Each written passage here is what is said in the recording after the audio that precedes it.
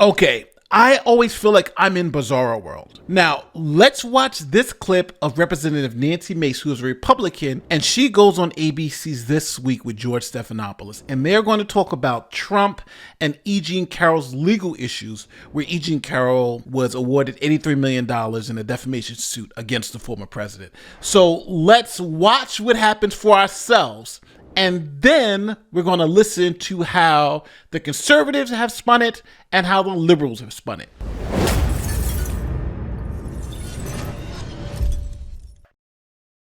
You've endorsed Donald Trump for president. Judges and two separate juries have found him liable for rape and for defaming the victim of that rape.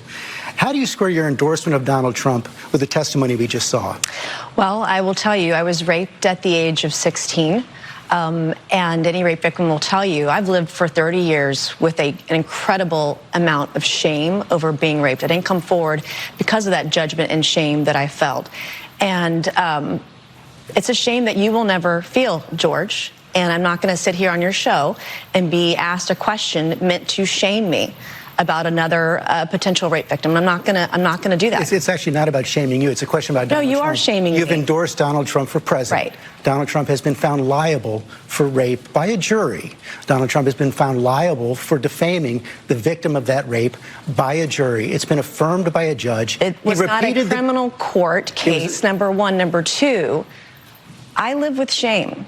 And you're asking me a question about my political choices, trying to shame me as a rape victim, and I find it disgusting. And quite frankly, E. Jean Carroll's comments when she did get the judgment, joking about what she was going to buy, it makes it harder for women to come forward when they make a mockery out of rape, when they joke about it. Doesn't it make it harder for women to come forward when they are It makes it harder when other women candidates? joke about it, and she's joked about it. I find it offensive. And I also find it offensive that you're trying to shame me with this question. I'm not trying to shame you at all. In fact, I have dealt with this for 30 years. You know how hard it was to tell my story 5 years ago when they were doing a fetal heartbeat bill and there were no exceptions for rape, incest, or rape or incest in there? I had to tell my story because no other woman was coming forward. No rape victims were represented. And you're trying to shame me this morning. I'm just asking. And I find it offensive, and this is why women won't come forward. Women won't come forward because they're defamed by those who perpetrate rape. Donald Trump They are judged and they're shamed, and you're trying to shame me this morning. I think it's disgusting. I'm not shaming you at all. I told my story. It took me 25 years to tell my story. I was judged for it. I still get judged for it today. I'm asking you a very simple question. And I answered it. You're shaming me for my political choices. I'm asking you a question about why you endorse someone who's been found liable for rape. It was not a criminal court.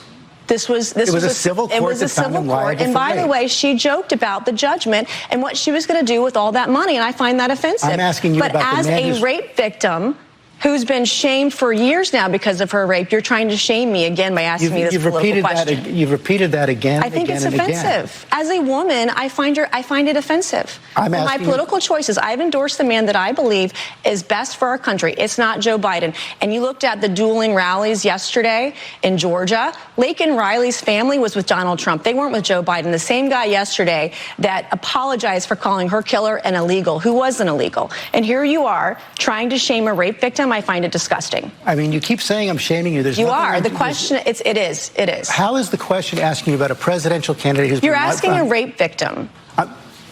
And there's no question about that. And you've courageously talked about that. Because I've been raped. I think that's disgusting. No, I'm questioning your political choices because you're supporting someone who's been found liable for rape. Actually, I'm not trying to shame you. You are. That's exactly what you're doing. You're not answering the question. I think it's disgusting. Well, you're welcome to say that, but you have to answer the question. Why are you supporting someone who's been found liable for rape? I just answered your question. What is the answer? He was not found guilty in a criminal court of law. It was sexual abuse. It wasn't actually rape, by the way. And E. Jean Carroll joked about all the money she's going to get and made a mockery out of this case. And I think that's offensive. There's a reason why women don't come forward. And when you have someone who says that they're raped and they make a mockery out of this civil court judgment, It's offensive to other women. It makes it harder for other women to come forward when another woman has made a mockery of it. You said women don't come forward because they are afraid. They are afraid They're because they are judged defamed and shamed, by those like who you're trying to shame me this morning. They are afraid to come forward, as you said, because they are defamed by those who commit the rape. That's what Donald Trump has been found guilty of doing. He defended himself over that and denies that it ever happened, but he was not found guilty in a criminal court of law. It was a civil judgment. So is that the distinction you're making? A civil judgment is okay, but a criminal judgment is not? This is different, and they didn't even input all of the evidence into the civil case either, because some of the information she provided wasn't even accurate or correct. Okay, so now you heard the clip of Nancy Mace defending her support for Donald Trump, even though he's had all these issues with women. But I want to clear up just a couple of things that I think both sides got horribly wrong. First, George Stephanopoulos kept saying that Trump was found civilly liable for rape. Donald Trump has been found liable for rape by a jury. Donald Trump has been found liable for defaming the victim of that rape by a jury. It's been affirmed by a judge. That in itself is false. Why is it false? Because the jury specifically found that Trump did not rape E. Jean Carroll. Here is the jury verdict form. So here it is, the United States District Court, Southern District of New York, E. Jean Carroll against Donald Trump. Verdict form. So, Mr. Trump raped Miss Carroll. And the jury checks, no. So they did not find him liable for rape. They did find him liable for sexual abuse. So, to be specific, to be clear, Trump was not found liable or guilty for rape. George Stephanopoulos is wrong. Now, I also have to correct the record on the other side with Nancy Mace. Nancy Mace makes the argument that just because Trump was convicted in civil court and not criminal court, that means the rape somehow didn't happen and E. Jean Carroll is lying about the rape. Number one, I think the better argument would have been, hey, he wasn't found liable of rape. That's just a fact. But even if we're past that point, I think her argument that just because it happened in a civil case versus a criminal case means that it didn't happen is nonsense. Matter of fact, you could technically say that about her rape situation because she didn't report it to police. There was no conviction. So does that mean that her rape didn't happen? Only thing we have is her own word about the situation. Matter of fact, here is her talking about her experience with the sexual assault. I am disturbed by some of the comments and questions in the room today regarding this subject. Women who are raped, I'm beginning to think some of you think all women who are raped lie about being raped. And that's not the case. If you do a little bit of research, you'll see that 80% of women who've been sexually assaulted do not report the rape or the sexual assault. And do you know why they don't report rape or incest? They are horrified about the experience they've just been through. There is physical and emotional trauma. From some of us who've been raped, it can take 25 years to get up the courage and talk about being a victim of rape. My mother and my best friend in high school are the only two people that knew until October of 2018. And I am standing here listening to some of these voices today talk about women who are just going to go to the doctor and lie about being raped to get an abortion. Now, I want to be absolutely clear. I believe Nancy Mace. I believe this happened to her, but I believe her logic and reasoning that just because there wasn't a criminal conviction and that this was only a civil conviction, that in some ways makes it less likely that this actually happened. Because in her case, there wasn't a civil conviction at all. No criminal conviction. It was just her saying it to two people, and now we're supposed to believe it. So I think if you want to use that as the standard, then she isn't a survivor at all, right? If that's the standard, well, where's your civil conviction? Where's your criminal conviction? If there's not one, then guess what? That didn't happen to you. So I think on both sides, I think George Stephanopoulos framing it as if Trump was found liable for rape which was not true. You saw the jury verdict. And I think her response that, hey, just because it's civil, not criminal, that means it didn't happen, I think that's nonsense too. But I think the question was fair, and I think her response was fair, because essentially that's what you're trying to do. You're trying to shame her for being a victim of this by saying, hey, look, you're a hypocrite because you're supporting this guy. And I think on the other end, she was right to say, well, technically, no, he wasn't convicted of this. Matter of fact, he wasn't even found liable of this. If you can make the argument for sexual assault, but you can't make the argument for blank, because the jury specifically said no to that. Now, let's look at the spin on both sides, because everyone is spinning this like a top. So let's go with the left wing first. If you were wondering what the definition of gaslighting is, it's this. It is Nancy Mace claiming that George Stephanopoulos questioning her endorsement of a rapist is somehow him shaming her for speaking out about her own experience. I'm sorry, but what? Is there any human being on the planet who actually buys the utter bullshit that she's selling here? Let's be clear, it is not shaming Nancy Mace, a rape victim, to ask why she would support a rapist. The fact that she's trying to frame it that way goes to show just how fundamentally dishonest, partisan, and exploitative she actually is. And look, I don't want to say anything out of turn. Everyone's experience is difficult, and every woman who's experienced anything that she's experienced and that E.G. and Carol have experienced deserves the room to deal with that as she wants. But I feel absolutely justified in saying that what she is doing is not protecting rape survivors, she's hurting them. She's helping elevate to power a proven rapist and avowed sexual predator. She's making sure that he isn't held accountable for the same stuff that she herself claims was so hurtful. She is the reason other women don't come forward, because they feel like in the end that those men always get away with it. And there's no better example of getting away with it than literally becoming the President of the United States. That is what Nancy Mace is helping facilitate. She's helping a rapist become the most powerful person in the world. So, this is Brian Taylor Cohen. He's a liberal lion, and he sees this interview as George Stephanopoulos destroyed Nancy Mace. Matter of fact, the title of this video, Republican Goes Down in Flames in Insane Interview on National TV. So he says George Stephanopoulos killed Nancy Mace, crushed her, for the reasons that he just laid out. And this almost has 1 million views. Now, he has 2.6 million people who watch this show and has massive amounts of viewership. But do you, because now you've watched the interview before you heard all this spin, do you believe he's got the best take? But before you make your decision, let's listen to the other side. What are conservatives saying about the Nancy Mace, George Stephanopoulos interview? So now let's move to the right side of the political aisle, Megyn Kelly, who has a different take on the interview. Check it out. But now you, quote, don't understand how Nancy Mace can support a man found liable for sexual assault of one woman 30 years ago in a civil trial in which the burden of proof is just 51% likely. My God, how did anyone at ABC think this was a good line of inquiry for George Stephanopoulos, of all people, to pursue? And one need look no further than the kickoff of your interview to see you haven't changed, George. Who told you that the thing to do with a rape survivor is to casually begin the interview with her own testimonial about her rape and then immediately attack her?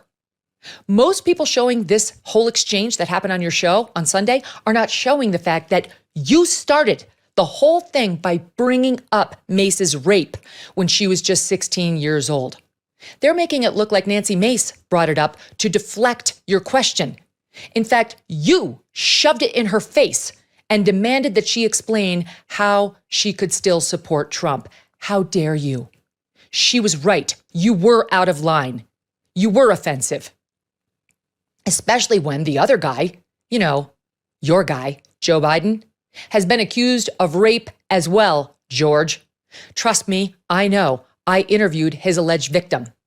Maybe you missed it, because ABC, where you are and were the chief political correspondent, was the only network not to acknowledge or run a single soundbite from our blockbuster interview when it hit and made international headlines. I guess Tara Reid to you didn't matter. Like Tanya Harding and Paula Jones. Just another wrong side of the tracks woman, easily dismissed from you and your ivory tower, George. And you did ignore her. And then you got rewarded with an exclusive sit-down with Joe Biden, whom you undoubtedly went on to vote for. How could you? Yes, hypocrisy is alive and well. All right, so let me make some quick observations of the Megyn Kelly part. Number one, again, the jury didn't find Trump liable for rape, sexual battery, and Stephanopoulos is specifically saying that the jury found him liable for rape, which is false. That's not true. You saw the jury form yourself, so she could have easily cleaned it up. He was not found liable for rape, which is true. Second, I think this is a bad argument. But now you, quote, don't understand how Nancy Mace can support a man found liable for sexual assault of one woman 30 years ago in a civil trial in which the burden of proof is just 51% likely. Now, before I even get into why I think that's just a horrible argument, number one, Trump was not found liable for rape. So even though she's like 51% and by preponderance of the evidence, it's all nonsense, right? You don't even need to make that argument because he wasn't found liable for rape. If in a hypothetical situation, because that's what we're talking about, hypothetically, if he was found liable for rape, what does that mean? Well, I think, and I'm going to disagree with Megyn, I think that would mean something. I think that it would mean someone presented evidence to a jury of their peers, and a jury of their peers found it was more likely than not that this person committed this particular act. Now, for instance, Megyn Kelly believes Nancy Mace was raped, but she's presented no evidence. No jury has found anyone liable. No one has been convicted, right? She could be making it up. Now, one thing that we all agreed, myself, Megyn Kelly, and Brian Taylor Cohen, is that we believe Nancy Mace. But she could be lying to us. There's no evidence of anything happening. And Megyn Kelly, who supports many women who says they were raped, with no evidence and no conviction and no one found liable, now all of a sudden, someone going to court and finding someone liable for rape isn't enough for her? She needs more? She's honestly being the hypocrite with this. But all that being said, Donald Trump was not found liable for rape. It's just factually not true. So, but again, it shows you how even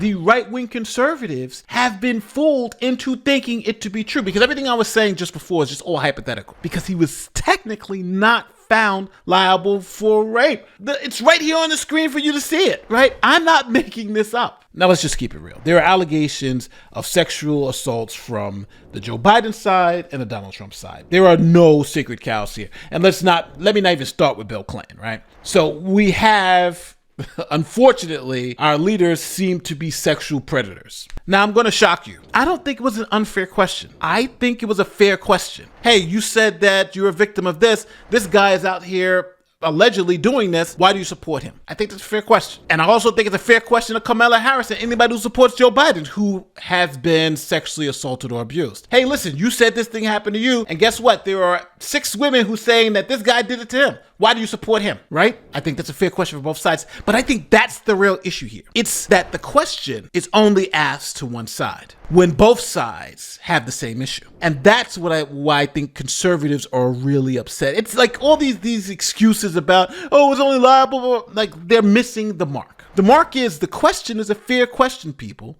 It's just the way the question is delivered to each side. That's my first question to Kamala Harris. Right? That's my first question. VP Harris, here it is. To the survivors of sexual assault, you are an advocate for Me Too. Well, guess what? Your boss is like 6, 7 women saying he did this to them. How can you support him? That's a fair question.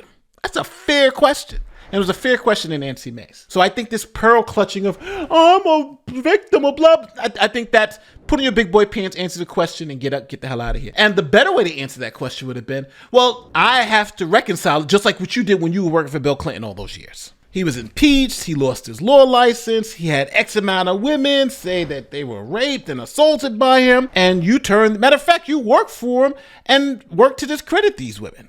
That was your job. And then I would also say, well, George, let's also understand too, both candidates are alleged to have assaulted women sexually. Both candidates. So you're right, as a woman who has been raped, I really can't vote for any of them. But I have to now figure out who's best for the country. Is it this guy who's committed sexual assault? Like we're going to figure out Tara Reid. And this guy who is found liable for sexual battery and found not liable for rape, but sexual battery, who do I vote for? I don't know. Let me see who's best for the country. That's the person we have to vote for because both of them are essentially alleged to have done the same thing. That's the way I think she could have answered that question and would have threw it back in his face. Now, at the end of the day, I do think this was a fair question. And I think it was fair to ask in this particular setting. But I think a better question to ask would have been to acknowledge Joe Biden has been accused of sexual assault and so has Donald Trump. And with that said, how does someone in her position, someone who has been raped, because remember, we all believe that she was raped, how do they feel having to vote for an either or candidate like this? And then why did she choose the candidate she chose? And then she didn't explain that, hey, she doesn't like the policies and, it's only a two-party system, so she has to vote for someone and she's not going to throw away her vote. So even though she doesn't like the fact that either one of them have been accused in this manner, she voted for the person she thinks is going to do best for the country. And I think that's where that could have went. But I would also like to see if George Stephanopoulos, when he has a Democrat sitting up there who supports Joe Biden, especially one who may have had some issue with the sexual assault, see if he asked that same question, because I think that's also a fair question to a Democrat. But I know I'm either a right-wing lunatic if you watch some videos, or a left-wing lunatic. But that's honestly how I feel. I think all of this pearl clutching because she was asked a tough question, I think as a conservative, I think you're better than that. And then this whole, George Stephanopoulos is a hero because he's asked his questions. I think the left wing got to look at themselves at a point and say, well, hold on. He doesn't ask these questions to everybody, right? Why would he ask that question to someone who supports Trump or not ask that question to someone who supports Biden, who's in the same boat? So those are the critiques I have from both sides. But I think Nancy Mace handled it well. I think George handled it well. And I thought it was an entertaining piece, but I think there's a lot to do about nothing. Now, you get to tell me where I'm wrong in the comment section and that I don't know what I'm talking about. But at the end of the day, it's a conversation. So let me know who you think got it right. Is it Brian Taylor Cohen or is it our girl Megyn Kelly? Now, since I have a vote, I'm voting for Megyn Kelly because I think she hit the points that I was thinking about when I first listened to the interview. Like, wasn't this guy part of the whole Clinton thing? And I think she hit those marks perfectly. I think at the end of the day, when you listen to her whole thing, again, I would say go listen to both her and Brian's. I think she makes the better argument on why George Stephanopoulos is the wrong person to make this analysis, to even ask this question because of his past. That's just my personal feelings toward it. So don't forget, like, share, subscribe, do all that great YouTube stuff. My name is Nate the Lawyer, and I'm going to see you in the next one. Peace.